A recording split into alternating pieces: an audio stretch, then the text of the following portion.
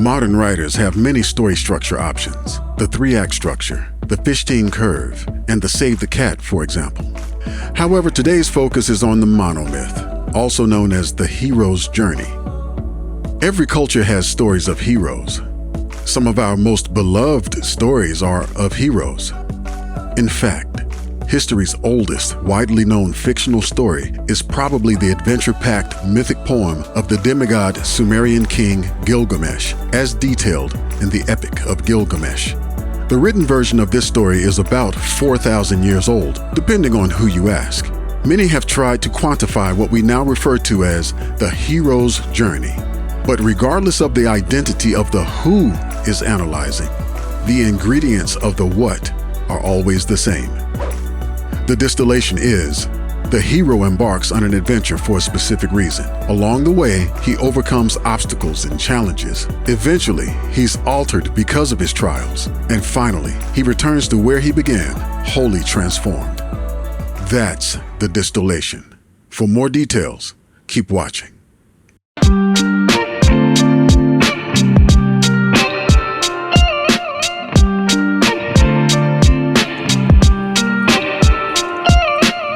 Writers use a host of story structures to help them weave tales that are exciting, compelling, horrible, thought-provoking, and much more.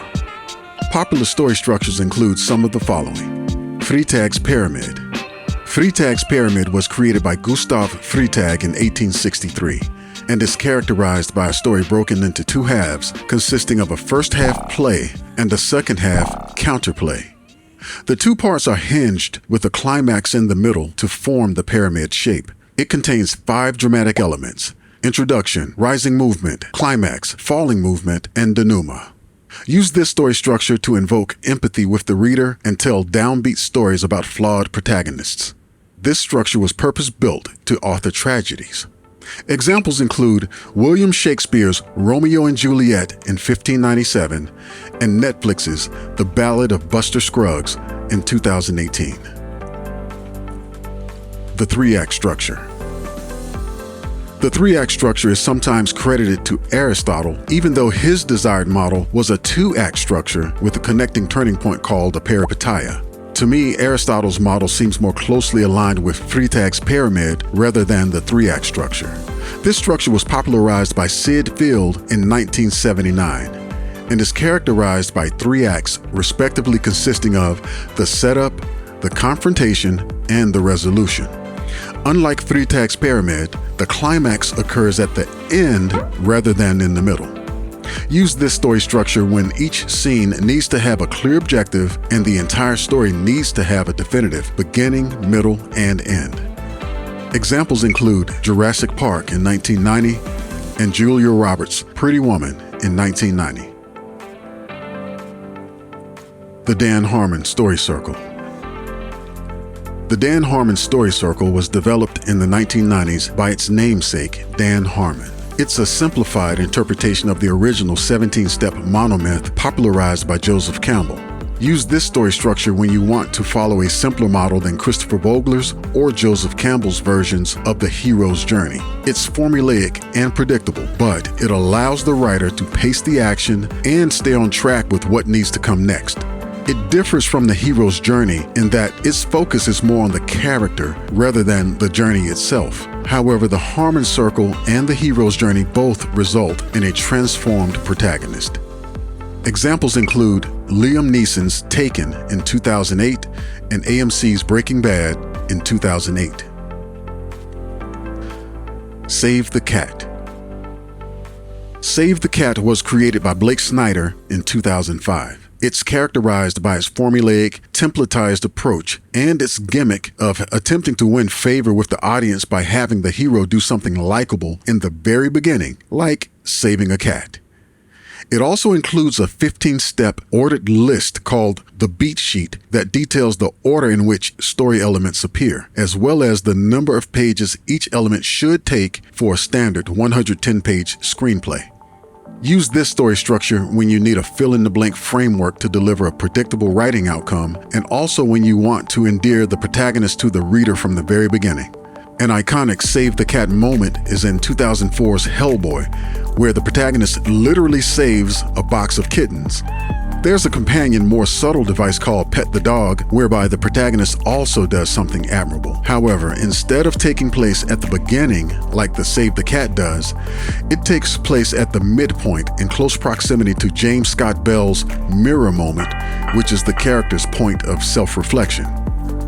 I guess if you wanted to disendear the protagonist from the very beginning, you could have an antithetical kill the cat moment whereby the protagonist does something despicable. Examples of Save the Cat are Marvel's Spider-Man Into the Spider-Verse in 2018 and Ingrid Bergman's Gaslight in 1944. The 7-point structure. The 7-point structure was first described by Dan Wells in 2013 and is based on the Star Trek role-playing game Narrator's Guide. It contains all of the familiar steps seen in most stories and many other writing structures. However, it differs in its execution. It's characterized by the writer deciding on and planning first the resolution, then the beginning and hook, and finally working their way through the middle. Use this story structure when you have a clear ending or outcome in mind, but you don't know how to get there, but the characters and world you have in mind are compelling. This structure gives the writer a mechanism to create flexible plot points between the ends that can be ultimately connected to weave a cohesive narrative. Examples include Sylvester Stallone's Rocky in 1976 and James Cameron's Titanic in 1997. The Fichtean Curve. The Fichtean Curve was described in John Gardner's The Art of Fiction in 1991. The Fichtean Curve is named for German philosopher Johann Gottlieb Fichte. Although online I see people pronouncing it Fichtean or Fichtean, because its namesake is German, I believe the correct pronunciation is Fichtean. To further support this assertion, it's sometimes referred to as the dorsal fin of whatever the author is talking about. And what has a dorsal fin? Fish. Fish have dorsal fins. Anywho, moving along. Gardner expanded on work by Johann Christoph Friedrich von Schiller, and yes, another Johann, and Johann Wolfgang von Goethe. The Fichtean Curve is characterized by continually escalating catastrophes and triumphs that pile upon themselves. The momentum is quickly built and consistently maintained. It's one thing after another. Use this story structure when the action needs to start immediately and little is known about the protagonist, situation, or objective. Examples include L. Frank Baum's The Wizard of Oz in 1900 and Bruce Willis's Die Hard in 1988. Understanding the monomyth and the hero's journey. People have probably attempted to understand various elements of the monomyth since before writing was even invented. Since it's somewhat esoteric in nature, it's normal and even expected that the details of the monomyth will be slightly different for different people, and even the same person, depending on the circumstances of when they are evaluating it. And although it was most recently popularized by Joseph Campbell in 1949, many others have also attempted to quantify it. Max Muller wrote an influential Oxford essay on the subject called Comparative Mythology in 1856. This essay, in tandem with his popular Science of Language lecture series, kept the hero's journey discussion in favor. Sir Edward Burnett Tylor penned a somewhat scandalous book called Primitive Culture, Researches into the Development of Mythology, Philosophy, Religion, Language, Art, and Custom in 1871. This book was partially a counter to Muller's work, as they had somewhat opposing views on the very phenomena. And the reason it was scandalous at the time was because it definitively stated and provided scientific evidence to support the notion that so-called primitive people were not inferior to white Europeans. Go figure. Johann Georg von Hahn authored Sachwissenschaftliche Studien, also known as Fairy Tale Studies, in 1876. In it, he summarized the commonalities he'd identified in the translations he made of select Greek and Albanian fairy tales. Alfred Nutt noted common and recurring elements from his research of the Celts in his The Aryan Expulsion and Return formula in the Folk and Hero Tales of the Celts in 1881. 2 decades later, he published The Fairy Mythology of Shakespeare in 1900. Sir James George Frazer penned The Golden Bough, a study in magic and religion in 1890. The Golden Bough catalogs similarities between the mythic beliefs of cultures worldwide. Although somewhat outdated, it's still regarded by many as one of the great books of the 20th century. One reason for this is that Frazer was the first person on record to map out the mechanics of what has been dubbed magical thinking, which introduces the ingredients for the Greek sacred story mythos. Vladimir Propp identified 31 steps in the hero's journey. He delivered an analysis of Russian folktales in his Morphologia Skazy, or Morphology of the Folktale, in 1928. This work had significant influence in the mythological research arena. Dutch folklorist Johann de Vries seemed to be strongly influenced by Van Hahn in his Forschungsgeschichte der Mythologie, or Heroic Song and Heroic Legend, in 1961. In it, he recognized 10 universal elements in the hero's journey. Claude Levi-Strauss was one of the staunch advocates and founding members of structuralism. Structuralism seeks to analyze isolated meanings and events in terms of their interrelationship with underlying structural laws. He conducted a comprehensive analysis of Native American myths, culminating with his Mythologique in 1971. In 1949, Joseph Campbell published The Hero with a Thousand Faces. Campbell based his work on that of German anthropologist Adolf Bastian, who asserted that myths worldwide appear to have been created using the same basic building blocks. Swiss psychiatrist Carl Jung labeled these basic building blocks archetypes. Jung believed these archetypes to be more than essential components of the unconscious mind. He believed they were part of a collective unconscious. In fact, Jung believed that everyone, everywhere, is born with the same inherent subconscious model of what a hero is, what a mentor is, what a quest is. And that's why people who don't come from the same culture, don't have the same values, and don't even speak the same language can enjoy and be equally impacted by the same stories. Although some assert that Bastian was first to propose the idea that myths from all over the world seem to be built from the same core group of ideas, keep in mind that this thought of a common universal motif for the hero's journey was not new thinking. In just the short list of scholars we've named here, several have asserted similar lines of thought. Max Muller, Sir Edward Burnett Tylor, and Johann Georg von Hahn, just to name a few. Joseph Campbell believed in the universal nature of mythic structure, but he also believed that it must be continually reinterpreted by each generation so that its essence was accurately conveyed to align with the understanding of the contemporary zeitgeist. This recontextualization would keep it relevant and add precision to its understanding. And Christopher Vogler does just that. Christopher Vogler created his condensed version of the hero's journey using Campbell's version as a model in 1992 when he penned The Writer's Journey, Mythic Structure for Storytellers and Screenwriters. As a storyteller and advisor, he's been on the creative teams of films such as Fight Club, The Wrestler, Aladdin, and The Lion King. Vogler's version omits some of the distinct steps found in Campbell's version, such as meeting with the goddess and apotheosis. And these omissions may be problematic depending on the type of story being written. But keep in mind that these models, although very similar, were created for very different purposes. Campbell's model was created to explore the psychic transformation of the hero as a stand-in for the collective conscious of humanity via the monomyth, while Vogler's version is simply a model for writers. While Campbell was a literature professor focused on comparative mythological research, Vogler was a screenwriter and author focused on storytelling. My preferred mashup of the hero's journey is mostly Vogler's structure heavily saturated with Campbell's adornments, and I've taken some liberties with my version as well. Most notably, Campbell and Vogler both have 3 acts, and I've chosen 4 acts. However, these acts in the Hodgerian version still align with the corresponding steps whereby acts 1 and 4 take place in the ordinary world, or the world of the known and the light, and acts 2 and 3 take place in the special world, or the world of the unknown and darkness. What is the hero's journey? The hero's journey is a universally applicable, common pattern and set of steps found in mythologies worldwide. In it, a reluctant individual, in an effort to achieve a goal, is led through a series of hardships that transforms them into a more capable version of themselves and also grants them a reward before they return to where they started.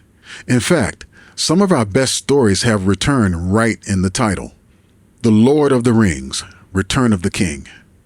Star Wars, Return of the Jedi. Bruce Lee, Return of the Dragon. Mark Morrison, Return of the Mac. What is the monomyth? Campbell coined the monomyth to mean the one, universal, singular myth. Note that for Campbell, a myth was not just some outdated story that people talked about but wasn't true.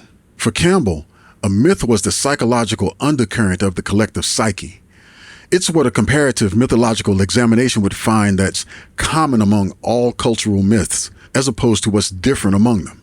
So with this understanding, note that when I refer to the monomyth, I'm specifically talking about the collective human psychic experience. And when I refer to the hero's journey, I'm specifically talking about the storytelling journey. And because we're using Vogler's version, this discussion will be mostly focused on the hero's journey. What is the hero? The hero isn't a person. Instead, it's a manifestation of a Jungian archetype, with an archetype being a combined collection of unconscious, universal attributes and images with specific behavior patterns found in an individual's psyche. Think of it as a universal unconscious psychological prototype. If I had to map Jung's archetypes to Sigmund Freud's psychic apparatus, I'd say that archetypes existed in the id and to a lesser extent in the superego. And like Freud's psychic apparatus, Jung's archetypes would be pure psychology, with no direct correspondence to somatic structures in the brain. Also note that there's debate around whether Jungian archetypes actually exist, and the battle is real.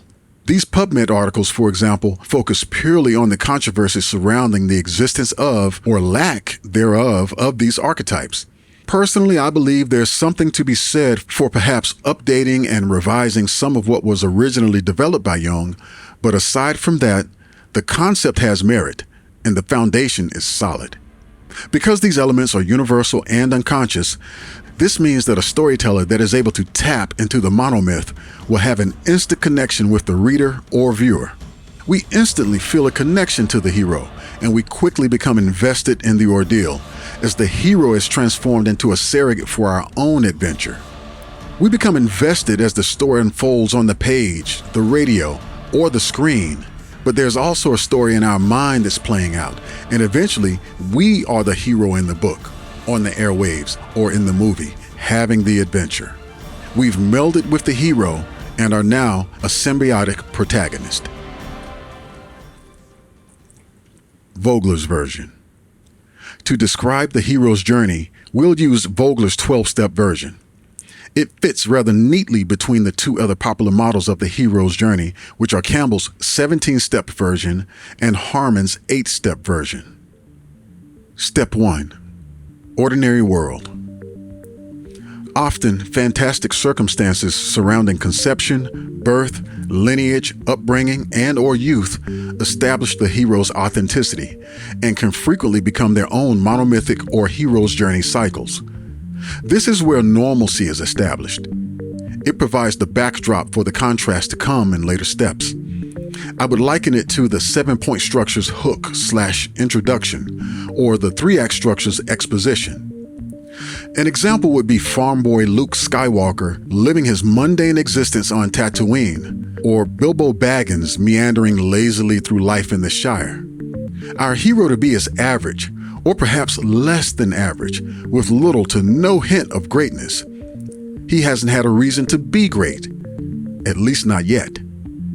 Any special skills or abilities will be unimportant and devalued in the normal world. But it will be the combination of these unimpressive talents that will carry weight in propelling the hero to greatness later in the story. Step 2. Call to adventure. The hero is called to adventure by some external event or messenger. The hero may accept the call willingly or reluctantly. Mythic heroes are nearly always lured into the enchanted wood by chasing a single animal, and the animal almost always escapes. The most well-known example of this today is probably the White Rabbit from Alice's Adventures in Wonderland. Alice follows the White Rabbit and ends up finding Wonderland. In The Nightmare Before Christmas, Jack follows Zero and finds Christmas Town. In The Matrix, Neo follows the White Rabbit tattoo to find Trinity. In The Lion, the Witch, and the Wardrobe, a robin leads the children to Mr. Beaver. And usually, because of everything that happens after heeding the call, the hero is simultaneously punished via the trials to come and rewarded via the prize received. Ultimately, there's an inciting incident that triggers a conflict and upsets the idea of normal for the hero that also creates a decision point. Step 3. Refusal of the call. In most of the memorable stories, the hero is most often reluctant to embark. Not always, but most of the time. It makes sense though. Anything that upsets normal is distasteful because even a bad normal is comfortable. But the unknown? Now that's scary. Additionally, there's a certain amount of pregnant tension that hangs in the air along with an unseen ticking clock when there's a pending decision that must be made. Whether a decision to leave is made willingly or unwillingly, making it is inevitable. It's important that the hero is seen as unsure, afraid, vulnerable, or unheroic at the start. And this weakness in the hero must be both physical weakness and emotional and spiritual weakness. We must question if they possess the physical durability as well as the internal grit to succeed. They must display having the raw materials at the start, but not display much in the way of a finished product. It would be counterproductive to have a hero-to-be that we know can already beat the boss-level bad guy from the very start. An example of this uncertainty about the hero is Luke Skywalker struggling with his training, whining about how hard learning the ways of the Force is, and walking out on Yoda, failing to lift the downed ship from the swamp. Here, the protagonist eventually overcoming his fear and overcoming his doubt are the very things that will make him a hero. Step 4. Meeting the mentor. Early in the journey, the hero will often receive assistance and guidance from a protective figure. Additionally, there's usually something extraordinary about this mentor, something esoteric, magical, or supernatural. The mentor will usually be an old man, old woman, wizard, scientist, or a person with special abilities and uncommon knowledge. They'll usually give the hero something to aid them on their journey: a potion, a sword, access card, guidebook, computer code, or special knowledge.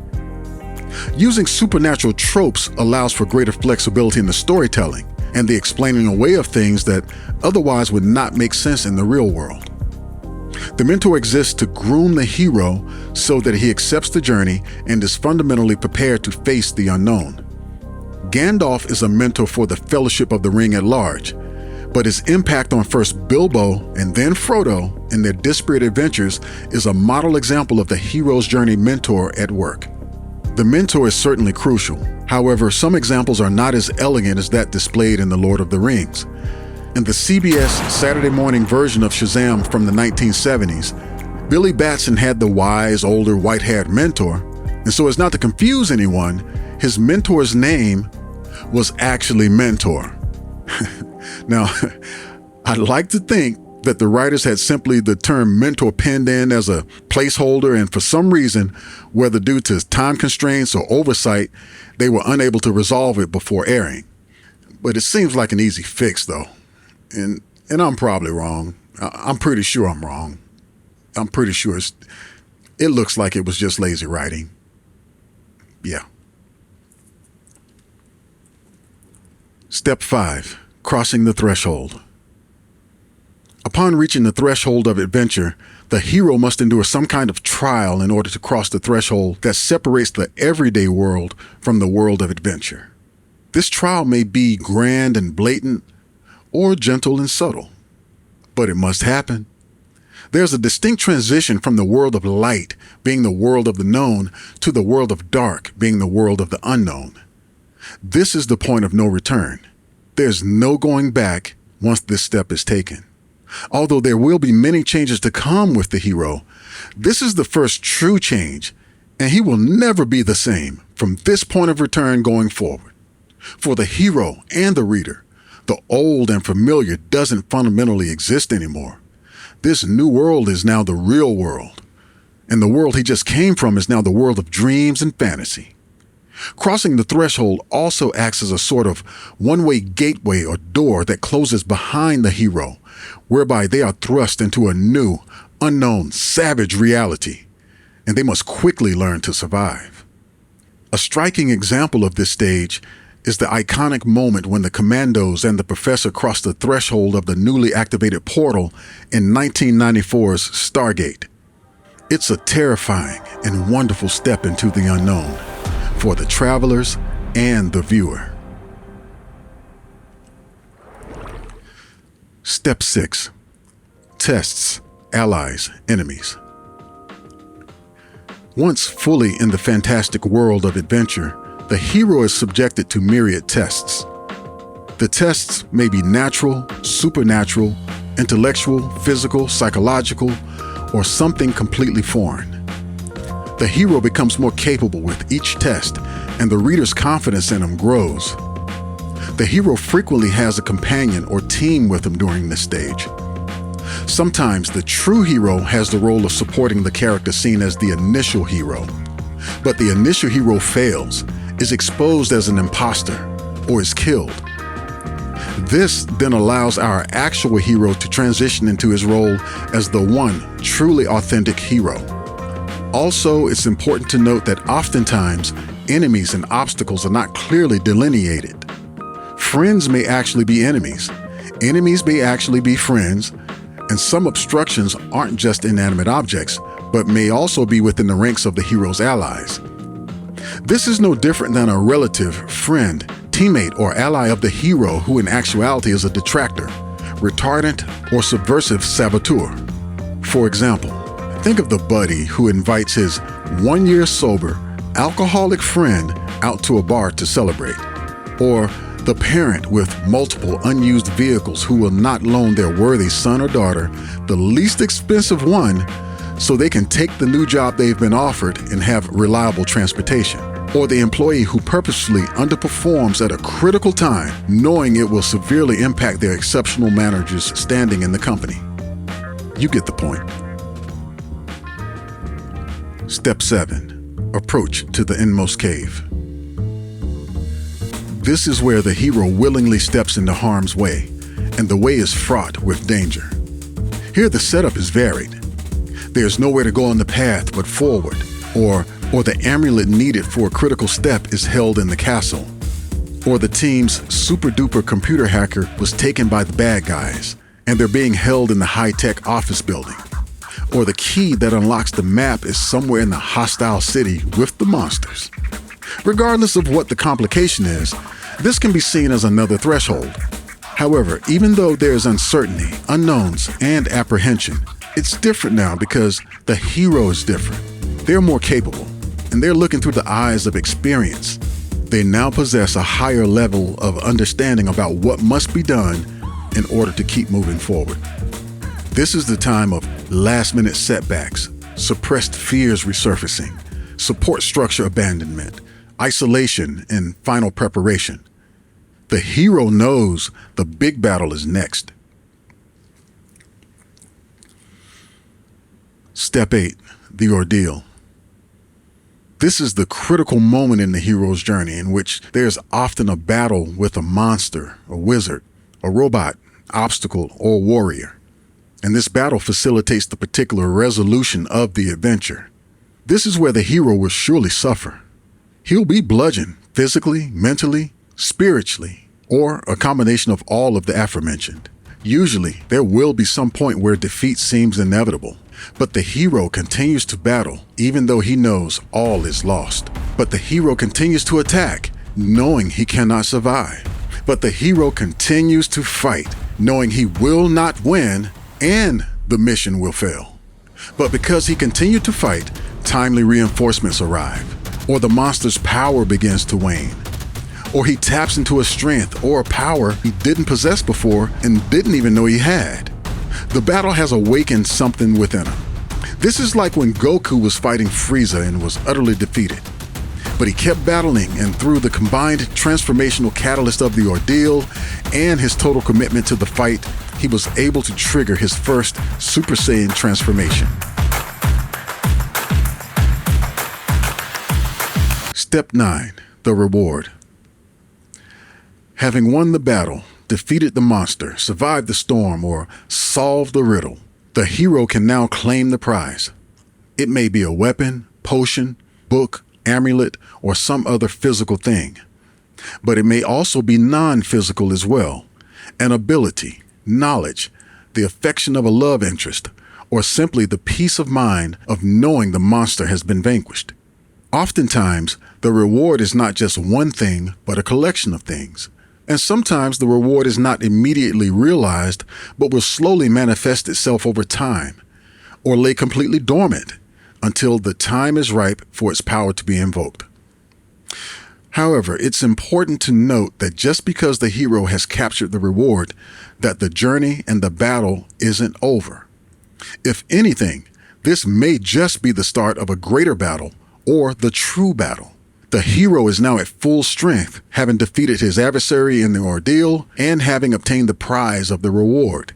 But this also means there may not be any more level ups available for any new challenges that emerge.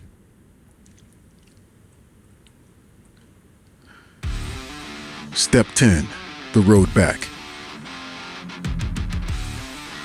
The hero is typically not yet safe on the road back. Although victorious during the ordeal, there are usually ramifications for doing so. The big boss may have loyalists who continue to fight.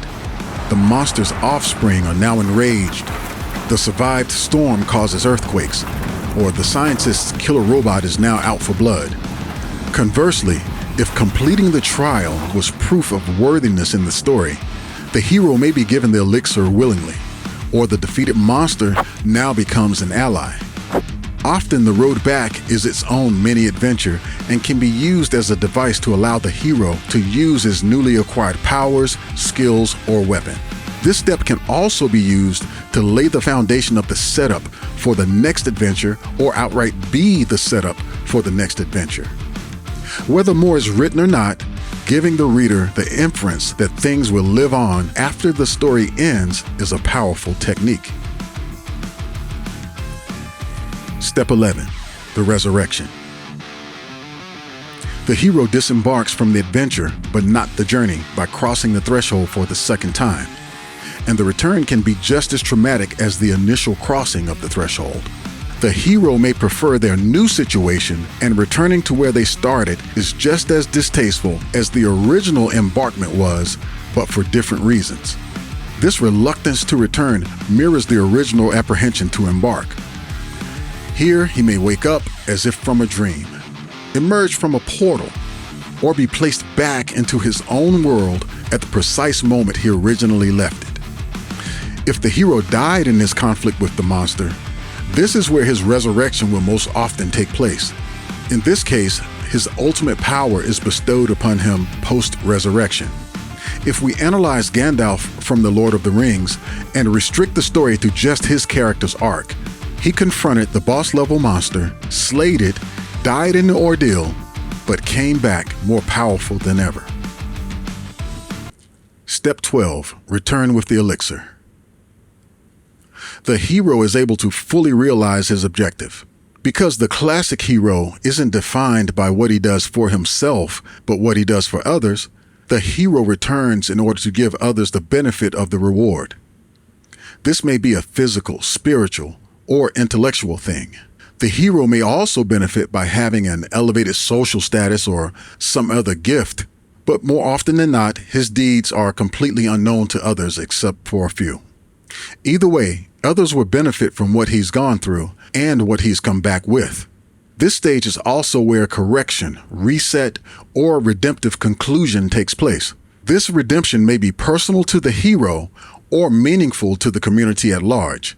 As this is the final step of the journey, the story may end at this stage, or any setup that was started during the road back or the resurrection may be invoked, triggering the beginning for yet another adventure. However, it's important that, regardless of which method is chosen, that the story has a solid ending. The circle must be closed. Most, if not all, subplots should be resolved. Intentional questions should be answered, and outstanding issues should be addressed. New elements can be created, but the old elements not germane to the telling of the continued journey should be dealt with here. However, purposeful deviations can be used to great effect as well. In Quentin Tarantino's Pulp Fiction, the audience was never told what was in the case, and us not knowing resulted in an avalanche of speculation surrounding the identity and purpose of what was inside that case and its golden glow.